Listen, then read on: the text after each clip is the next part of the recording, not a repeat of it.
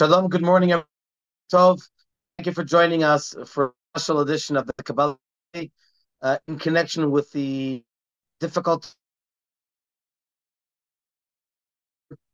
in Eretz Yisroel. May Hashem protect our soldiers and all of us in Eretz Yisroel, in the world, actually. Just looking around, you don't have to look far. It's far that's going from places. Right now, one of the main issues at hand in this war are the hostages that were brutally taken from Eretz Yisrael, from the border cities, in a specific way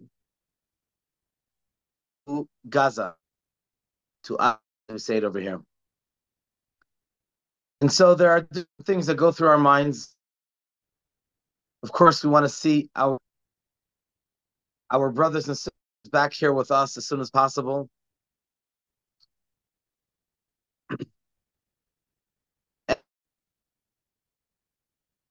It's unthinkable just try to think about what hell they're going through over there in the tunnels. But we, as Am Yisroel, we do our best to save them, that they should come back, hopefully, and not in body, but also in mind and in emotion. And by divine providence, the first time the Torah, the idea of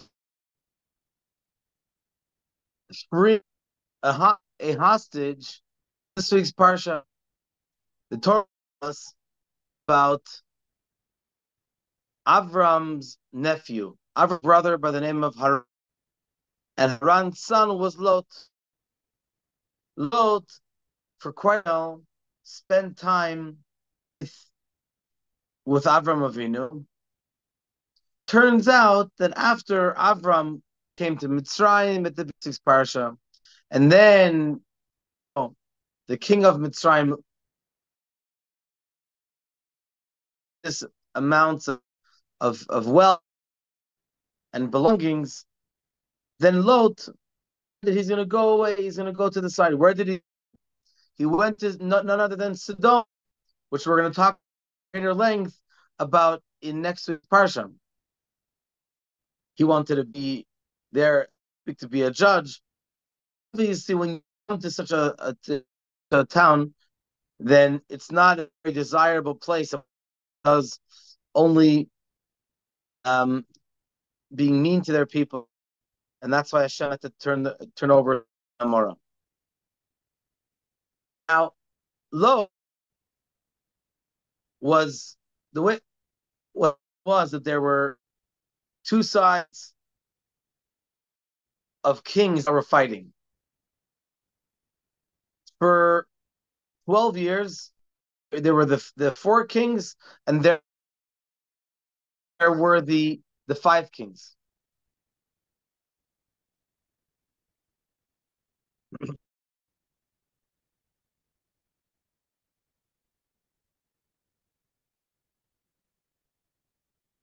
Here we go. In the other side of the east side, there were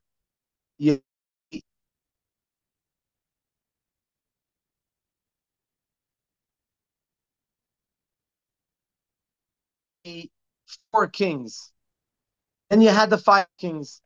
The five kings, over a period of 13 years, they against the rebelled against the four kings, rebelled against five kings. And in the 9th year, they went out to wage war. They cried as hostages many people, and amongst them was, when Avraham heard Lot was captured, he went with his 318, and they captured. The big question is, why did Avraham Avinu his life? Does that coincide with one of the basic rules of logic, not to risk your life, especially his life for someone who went away from Avraham? He left Avraham just just like that. So to Sodom. So Avraham risked his life for such an individual. True, he was his nephew. Nonetheless, to risk life for them for in dangerous time, one argue that he didn't have to do that. Now, the Hasidic answer to this is, why did Avraham risk his life? Is because Avraham understood that this war is there's no other choice. Usually there's a war which you do calculate and you figure out strategy of how to go from there. But then you have a war which is a war of existence. It comes to,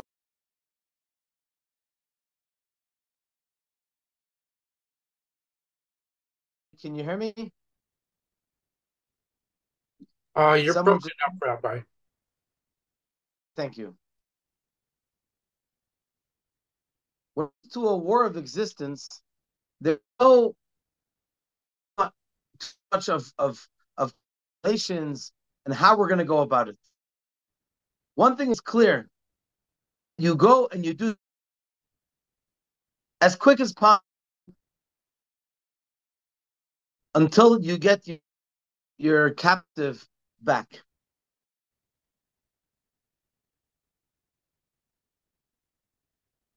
Therefore, when you wage a war in such a way, then even if you don't have all of the warfare, but you have whatever, a broom, whatever you have, you go out there and you save the situation. This is a message that we have to know now. Unfortunately, we have become introduced to the most pogrom that occurred over here. Tomorrow it's going to be 3 weeks ago. And we realize that a war for the existence of Israel and Am Yisroel here. The Arabs in Gaza, West Bank, are testing us. Chas v'shalom, they can do. I hope you did not see those, but just from a couple of the stories, it's a total. May Hashem protect us.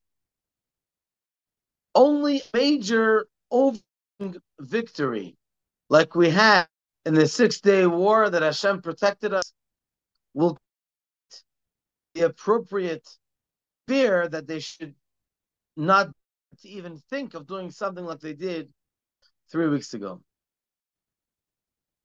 Now, we're not going to deal now with the issue of freeing hostages instead in replacement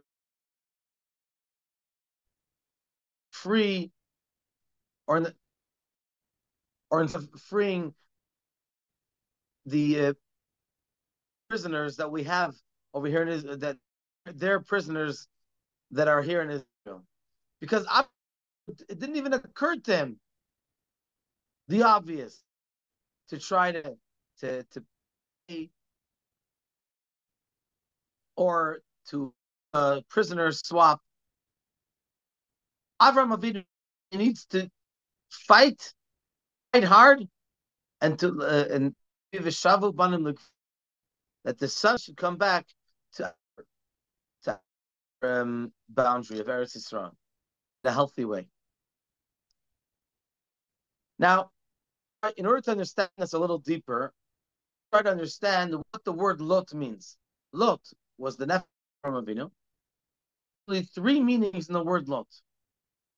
First of all, lot means a cover. For example, if you when someone makes a large dedication, so the inauguration, opening of the building or organization, they have a nice, beautiful usually, and they cover it over with a nice and then it's called take off the lot in Hebrew. To take covering, that's a ceremony, and this probably indicates who Lot really was. Lot was an individual. He wasn't a person. He was fake. So when he was by he played to be a goody goody. But the moment that Avraham became rich, Lot got it. He already decided to go his own way, separate from Avraham, which was an embarrassment. Second interpretation is in Aramaic curse. The word is melataya, and unfortunately, in Avram's, he was definitely a curse. Here comes the third interpretation, that Lot is a very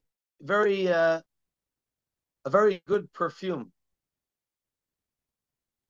which perhaps indicates that even someone who might feel to be a cast, like Lot, nevertheless, everybody in the world can have some kind of a good perfume, can a good purpose in the world. And we have to try to always find the positive in everyone. And this is what Avram was trying to do when he went to say, besides for him being a nephew, that wanted to save him, to bring out the good characteristic that Lot had, especially that Avram Lot special sparks of godliness within him. He was the father of Moab, who was the grandfather of Ruth, and she was mother of Mashiach Tzidkenu, Mashiach David HaMelech, and therefore David comes from Ruth. So Avram wanted to save him. A strong message in Avram being to go ahead and to get Lot and bring.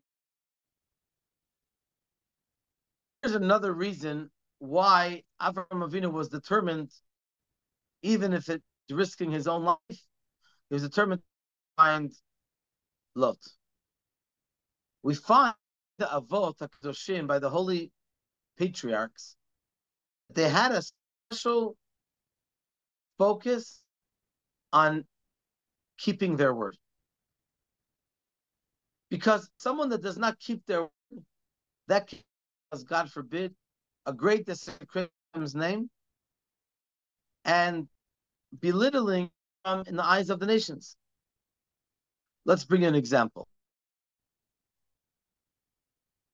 Mitzvot, before the Torah was given, was a personal Kabbalah, an accepted solution. Avot, our forefathers took upon themselves. We know that keeping your word is something that Bnei Noah, nations of the world, took upon themselves to keep. Were specific for Avram. He individually kept them. Keeping your word is something everybody took upon themselves. So, for example, Yaakov to Lavan Harami, love his father-in-law. Lama Tani, why did you fool me? Even the professional fool, he had to give an excuse. He gave Yaakov Leah and not. He says, well, that's because in our place, we don't give the younger sister the older sister. In other words, it's as if it was already Lavan went out to protect himself. He didn't do why he wasn't honest, quote unquote. Avraham, when it came to Lot, he had. Therefore, when it came to Avraham saving Lot, when he committed, when he was strongly committed, he had to go all the way till the end. Here, another example is Yaakov Avinu. Yaakov Avinu, he married two sisters, seemingly the whole Torah. So why was he not careful? We're not allowed to marry sisters, the Torah says. So the fact that he did not divorce Leah, that's one thing, because Lavan did not before Leah, so Yaakov had to continue with her. And for Yaakov would not turn his back on Leah. But what was he determined to continue with her? And he did not give excuse. He did not excuse himself. He should have said, sorry, I'm not sisters. Especially the fact that we know that in Eretz Ramban says that Rachel passed away when they came to Yisroel, because Eretz Yisrael is a very, and it does not ability for a person with two sisters. In other words, according to Kedusha. That's why Rachel did not have this of being buried with Leah. Yaakov, it was important, tremendously important, to keep his. If he gave his word to Rachel marry her, then he had to go till the end. It wasn't obviously before the Torah was given, but since the Torah was not given yet, he had to keep his word to his commitment. Therefore, to marry Rachel as well.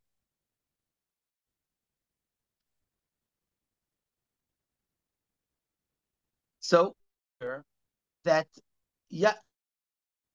Yaakov, we said earlier that Avraham Avinu did not realize that this war was an existence.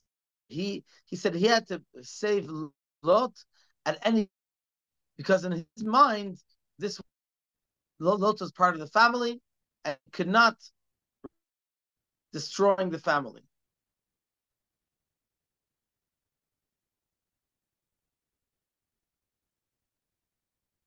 So let's try to understand a little bit when we look at the psychologically Avraham approached this. In the kinds of approaches, one approach is a large mind, open-minded, and another way is closed-minded, very, very childish. Some people give whatever because they're in a mood of plenty and give, and a person can sometimes give a tremendous amount, even if it costs. But there are some people who are very close-minded. They don't see themselves as being a separate entity. Higher is just to give. Avraham Avinu did this several times. Avraham Avinu gave over his life to save Lot, and also in guests of next week's parsha, he could have easily told us.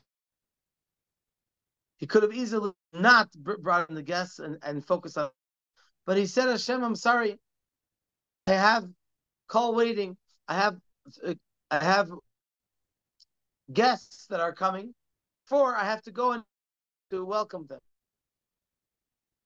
So Avraham Avinu knew The greatest suffering is be in hostage by the nations of the world, the Jew haters.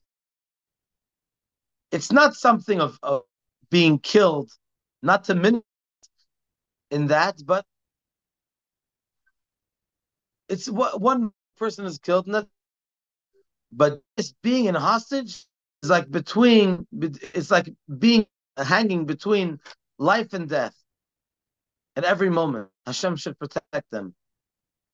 And therefore, as far as concerned, when it comes to hostage, we don't wait even a moment.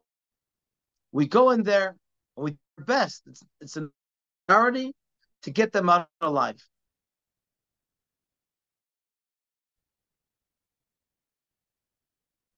We can add a similar note when it comes to another 6 or 7 parshas that it comes to Yehuda Yosef. He didn't know apparently it was Yosef. I committed to bring Binyamin back to my father Yaakov. So true that Yehuda portrayed himself strong and very. How could he endanger himself? To come in the viceroy of Mitzrayim, obviously, there's a very good sense that the viceroy is going to get some maybe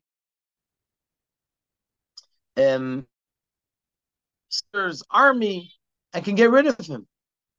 How could he have to stop there against Yosef and say he put his phone and he said, "You have to free Binyamin captive, and I need to bring to my father."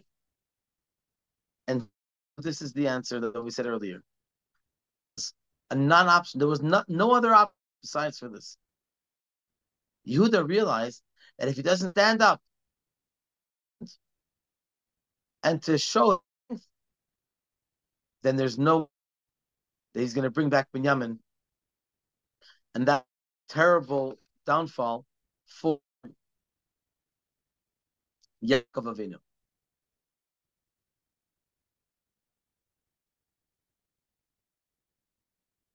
There's one more point, and that is ask how about those people in Gaza which are quote unquote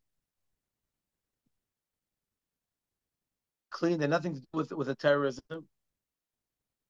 So we know that they're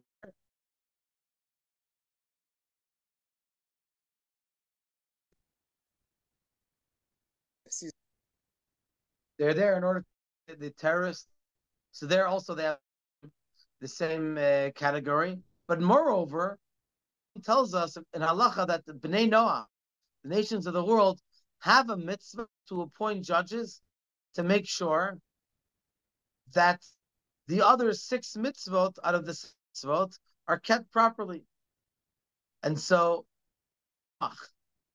that has violated one of the 7 mitzvot needs to be why Rechem stole Dinah in a few parshas, Parashat Vayeshev, Parashat Vayishlach. They did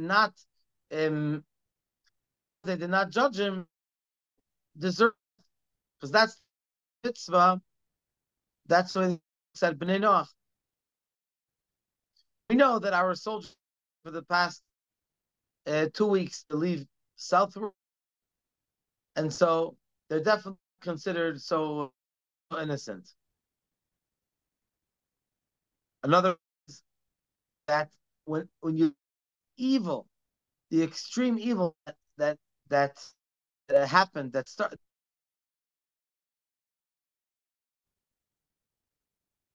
that totally destroying everything. There's not one bit of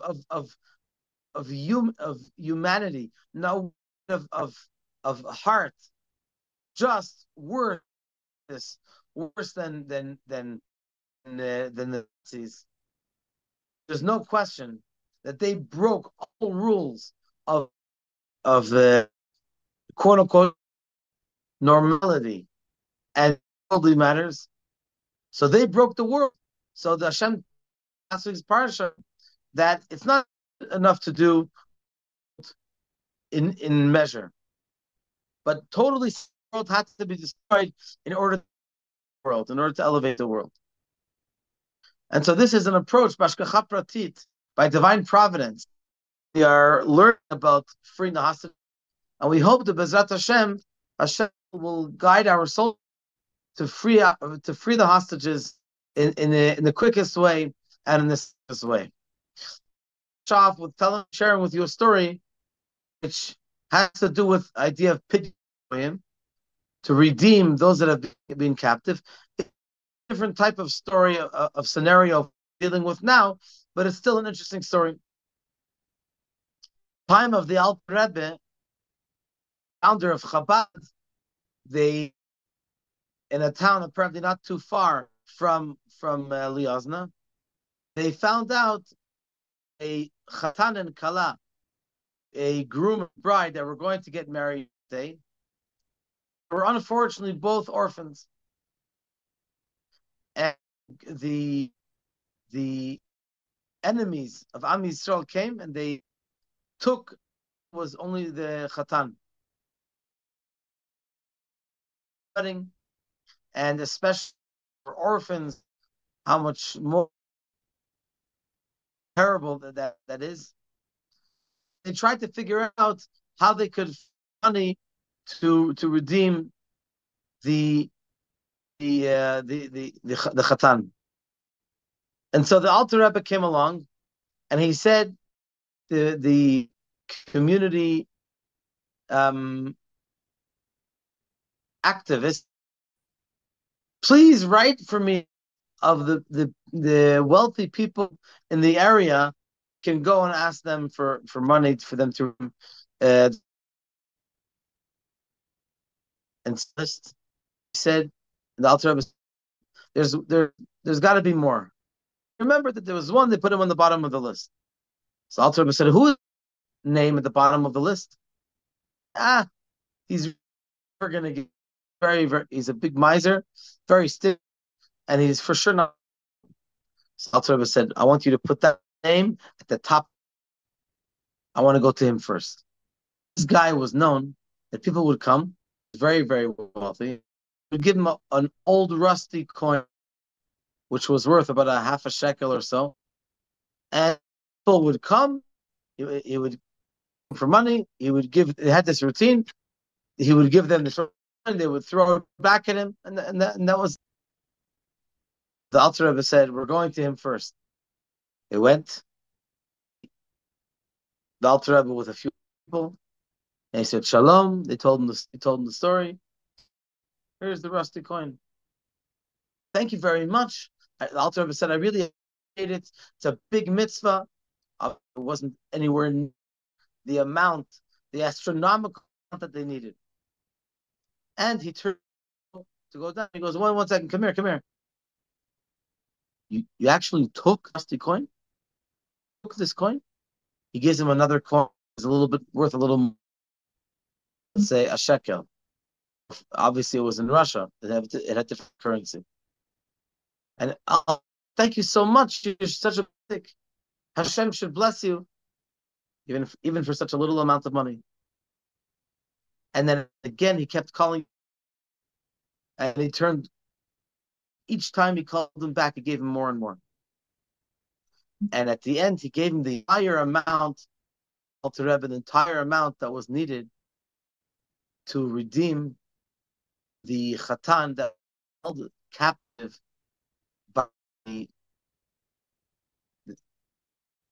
by the evil people. And so we know that Pidyon Shvuyim is perhaps the mitzvah. Even within Tzedakah and Chesed, Pidyon Shvuyim is the greatest mitzvah. So therefore, we should give to Hashem for Shabbos, on Shabbos, to Hashem, that Hashem should have mercy on all of us here in our. Hashem should strengthen our soldiers, should see the hostages back here to us, not only letting out two at a time, psychological terror, but the way it's to be, to bring all of them the way. And Bezrat Hashem, Eretz should be and should be safe, and we should have a wonderful and peaceful Shabbos. Thank you so much for joining us, and thank you very, very much to Mordechai Raya for hosting this. Tomorrow night, we're having a big event, 8 o'clock at Chabad. Kiddush we have every year to set the sanctification of the new moon, bracha. So please come join us.